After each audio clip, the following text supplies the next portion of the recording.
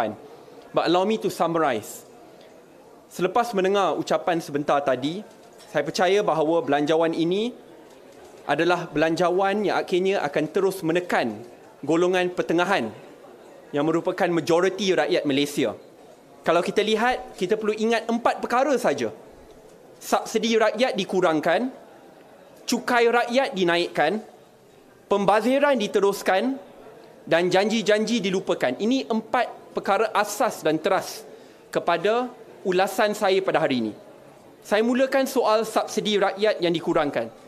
Kita sudah dengar sebentar tadi, subsidi kepada makanan ruji, contohnya ayam, telur, ataupun kepada diesel, akan ada yang akan diapungkan dan ada juga yang subsidi akan dikurangkan bukan sedikit, tetapi berjumlah berbilion ringgit.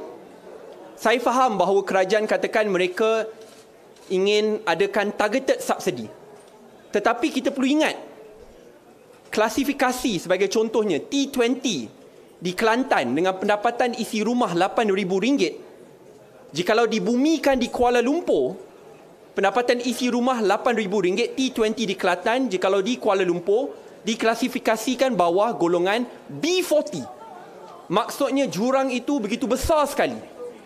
So apabila kita dengar contohnya, harga ayam, telur yang akan terus meningkat dan menekan rakyat dengan kenaikan kos sara hidup, diesel dan yang lain, ini jelas menunjukkan pada tahun depan kos sara hidup rakyat akan terus meningkat, khususnya bagi golongan M40. Saya dah terangkan soal subsidi rakyat dikurangkan. Kedua, cukai rakyat dinaikkan. Kita dengar sebentar tadi bahawa cukai SST akan ada kenaikan 25%. Daripada 6% ke 8%. Kita perlu faham, ini adalah cukai barang dan perkhidmatan. Maksudnya, jikalau kamu seorang rakyat Malaysia dan secara amnya kamu membuat transaksi 20 kali sehari, setiap transaksi tersebut akan ada kenaikan 2%. 2% ni bukan kecil. Saya berikan contoh. Daripada toiletries, pad, baju, seluar, kasut, peralatan sekolah, ini semua akan ada kenaikan 2%, iaitu 25% daripada jumlah SST yang sudah sedia ada. Saya dengar ucapan sebentar tadi, mereka katakan pengecualian akan diberikan bagi F&B dan juga telekomunikasi. Tetapi kita perlu lihat secara mendalam. F&B, kamu merupakan salah seorang pengurus restoran. Kamu tidak boleh charge pengguna tambahan 2% itu, tetapi sebagai pengurus restoran, kamu perlu beli peralatan. Kamu perlu dapatkan perkhidmatan daripada orang lain. Ada banyak tanggungan-tanggungan tambahan yang kamu perlu buat. Dan apabila peralatan dan perkhidmatan kamu yang menguruskan restoran itu akan meningkat, sudah jelas kamu akan turunkan kos tersebut kepada pengguna, pembeli, kita semua di sini. Dengan itu sudah jelas, walaupun pengecualian itu diberikan, tetapi realitinya rangkaian barangan dan perkhidmatan itu tetap akan ada kenaikan, dan kenaikan yang dirasai oleh pengurus F&B ini akan diturunkan kepada pengguna dan pembeli, iaitu kebanyakannya adalah golongan M40. Dengan itu jelas kos sara hidup akan naik juga. Sebab itu dalam bab ini, rakyat akan tanya, adakah kenaikan SST daripada 6 ke 8% ini adalah GST bertopengkan SST? Mengapa saya katakan ini GST bertopengkan SST? Kerana kerajaan sebelum ni bermati-matian tak nak GST, katakan ada defisit dalam 8 to 9 billion. Di mana ada, if you implement SST, you won't get as much money as GST. So kerana mereka tak nak kenakan cukai GST, mereka naikkan cukai SST. Yang boleh dijadikan topeng lah kepada GST, kerana akhirnya sudah jelas. Maybe that 8 to 9 billion deficit of income which they lost before boleh dapat dengan kenaikan 2% ini. So itu apa yang rakyat akan tanyakan dan akan saya bangkitkan untuk perkara ini dibahaskan. Itu kedua, cukai dinaikkan. Ketiga, pembaziran diteruskan. Mengapa saya kata pembaziran diteruskan? Rakan-rakan media akan ingat pada tahun 2021-2022, panas dalam parlimen, jerit-menjerit katakan bahawa apabila kerajaan, masa itu Kerajaan Perikatan Nasional, katakan mereka akan buat perbelanjaan tambahan untuk pembelian fleet kereta yang baru untuk urusan menteri, iaitu kereta Velfire. Ingat, daripada Proton ke Velfire. Gaduh teruk kat dalam. Hari ini diumumkan akan ada pertukaran tahun depan daripada fleet Velfire kepada fleet EV mewah khusus kepada para menteri. Fleet mewah. Kita baru belanja 2021, 2022. Kena maki menteri-menteri dulu. Kini bila ada transisi, diam, dihalalkan. Tak ada masalah. Bukan itu saja. Pembaziran bailout tambahan 2 bilion ringgit yang melibatkan boosted plantation dengan pinjaman bersertakan GG, government guarantee, kerana kegagalan urus tadbir yang berlaku. Boosted plantation ini terletak di bawah LTAT yang menguruskan contohnya fleet LCS yang kalau ikut laporan PAC baru-baru ni tak ada, no progression daripada tahun 2021 hingga ke 2 bulan lepas. No progression. Tambahan kos ada lebih 2 bilion. Kurang kapal daripada 6 ke 5 ada. Above and beyond that, apabila boosted plantation yang turut park bawah LTAT, apabila KLK nak ambil alih tak boleh, kerajaan bailout tambah 2 bilion ringgit. Mereka kata, oh, it's not bailout, pinjaman. Come on, pinjaman plus government guarantee ni bailout lah. Dulu orang sama yang kata ni bukan bailout, kata pinjaman 1MDB plus government guarantee ni bailout. So don't be hypocrite. It is a bailout, let's not hide around it. So itu 2 bilion ringgit. Your money will be at stake. Ketiga, JCOM. Kalian ingat tak dulu? Bila belanjawan 2021, 2022, ahli parlimen, dulu pembangkang sekarang kerajaan kata, kita takkan sokong belanjawan kerana duit cukai rakyat dibelanja untuk tujuan cyber trooping. Lihat belanjawan pada hari ini, puluhan juta dibelanjakan untuk JCOM dan ada kenaikan emolumen 30% bagi tujuan JCOM ini. Ini pembaziran. Dulu mereka sendiri umumkan, terang-terang kata tak nak. Kini perkenalkan dengan penambahan emolumen 30%. Ada banyak lagi contoh-contoh lain yang saya akan rungkai dan terangkan semasa ucapan saya. Tapi itu dalam bab pembaziran diteruskan. Dan yang terakhir, janji-janji dilupakan. Ingat janji-janji PTPTN. Anak-anak muda tidak akan lupa perkara ini. Janji-janji PTPTN. Bukan sahaja janji asas, iaitu pembayaran semula hanya akan dibuat apabila tangga gaji mahasiswa graduan itu capai gaji bermaruah.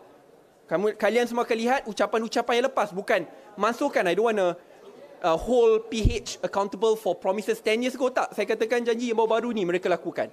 Tapi apa yang berlaku, kalau kamu lihat perincian, tadi nampak seperti okey, oh kita tetap akan berikan diskaun pembayaran semula. Sebab dulu minggu lepas teruk. But look at the details. The devil is always in the details. Pembayaran, diskaun bagi pembayaran semula itu telah dikurangkan 50%. Tahun lepas, pembayaran semula peluh diskaun 20%. Tadi diumumkan 10%. Ada pengurangan 50%. And this is something which is very basic. Dulu mereka umumkan jauh lebih banyak, ya. Oh, tak, bukan setakat diskaun. Pembayaran semula hanya akan bermula bila tangga gaji dah tinggi. Ini benda yang dilakukan oleh kerajaan lepas pun mereka tak boleh teruskan, which is they reduce diskaun bagi mahasiswa by 50% benchmark to last year. Daripada 20% ke 10%. Saya tak payah katakan soal tol yang memang tak ada langsung appear, walhal diumumkan tahun lepas mereka akan mansuhkan tol, peruntukan yang adil kepada pembangkang. I want you to look again, the devil is always in the details. Kamu lihat dekat dalam peruntukan pejabat Perdana Menteri ada kenaikan yang luar biasa, the biggest increase I think. Almost 30 to 40% increase peruntukan pejabat Perdana Menteri. You look deeper. Projek Mesra Rakyat 444 million itu PMR ni adalah peruntukan yang diturunkan kepada ahli-ahli parlimen, 2 juta ringgit untuk bina tandas, baik pulih sekolah, ya, untuk bina jambatan yang dah roboh. Ini bukan untuk saya, Syed Saddiq atau ahli parlimen pembangkang. Ini untuk orang susah dekat kawasan tersebut. So walaupun peruntukan itu ada, tapi tak disalurkan langsung. Sama seperti tahun lepas. Minta maaf, tahun ni. Peruntukan itu ada. In the book, in the belanjawan itu ada. Tetapi sampai ke hari ini, kita dah masuk ke bulan ke berapa? Ya? Masih tak ada lagi. Bulan 10, bulan 11 tak ada. Almost end of the year. So orang nak tanya, duit itu pergi mana? Duit itu pergi mana? Bukan saja projek Mesra Rakyat, banyak lagi yang lain yang disenaraikan. So akhirnya dalam bab ini janji-janji dilupakanlah. So I want to answer very briefly dalam bab ini kerana semalam saya lihat video yang berhormat Menteri Ekonomi yang menipu terang-terang. Dia katakan, peruntukan kepada pembangkang ini, kepada kawasan pembangkang tu ada, jangan risau. Cuma dia tak pergi melalui ahli parlimen pembangkang. Don't lie. Saya nak terangkan one by one. First, dia kata perkara tersebut. Peruntukan tu ada, tapi dia tak adalah pergi kat poket ahli parlimen. Kedua, kita tak nak berikan kepada pembangkang kerana isu urus tadbir. Seperti ahli parlimen pembangkang dia dapat duit masuk ke dalam poket. Let me explain the process. Jangan tipu, rakyat tahu benda ni. Kenapa saya kata dia tak pergi ke pembangkang? Kalian ada baca artikel Menteri ahli parlimen Bangi katakan dia terpaksa belanjakan RM300,000 untuk naik taraf baik pulih klinik kawasannya. Dia boleh kerana dapat peruntukan di MUA. Maksudnya tak dapat langsung. Kita nak baik pulih klinik, naik taraf klinik, baik pulih sekolah, bina dewan, jambatan yang dah roboh, tak ada. Itu baru di MUA. Bayangkan RM4 juta kali semua kawasan pembangkang, tak dapat langsung RM0 Malaysia. So jangan tipu. Cakap duit tu ada diturunkan, tidak diturunkan langsung. Maksudnya kawasan kerajaan dapat RM4 juta, kawasan pembangkang dapat RM0 Malaysia. That is clearly recorded and do not lie to the people. Kedua kata, kerana ini isu urus tadbir. Kerana pembangkang tak nak tanda tangan kerana isu urus tadbir. Dia tak tahu ke bagaimana nak mohon? Saya Syed Saddiq, kalau nak bina dewan, bukan duit pergi ke saya pass ke kontraktor. Cara dia adalah, saya hanya key in dalam sistem ICU. Saya nak bina dewan. Selepas saya key in, pejabat daerah, penjawat awam yang akan uruskan. Buat secara tender terbuka, kos terbaik. Siapa yang boleh berikan kualiti terbaik. Tidak diuruskan oleh ahli parlimen. So apa isu urus tadbir? Akaun itu audit. Audit oleh kerajaan mereka. So don't lie, ini bukan isu urus tadbir. Apa urus tadbir yang dikenakan ke atas parlimen pembangkang sama yang dibuat oleh parlimen kerajaan. So kenapa tak kenakan the same standards kepada parlimen kerajaan? Dia boleh tipu kata, kita nak kasih duit kat TikTok. Benda ni, you are in government, you can audit. Ni bukan duit untuk TikTok, ni duit untuk bina dewan, sekolah, tandas dan yang lain. Kecuali kalau bina dewan, baik pulih sekolah, tandas, tolong cikgu-cikgu keluarga susah, nak dapatkan bantuan-bantuan asas, bakul makanan, nak berikan susu kepada keluarga susah, mungkin itu bagi mereka TikTok lah. Tak masuk akal. So be truthful to the people, don't lie dalam bab ini. So saya kena terangkan perkara ini kerana semalam dikongsikan. So itu 4 perkara. Rumusannya, subsidi rakyat dikurangkan, cukai rakyat dinaikkan, pembaziran diteruskan dan janji-janji dilupakan. Dan kumpulan pertengahan paling teruk terhimpit. Terima kasih.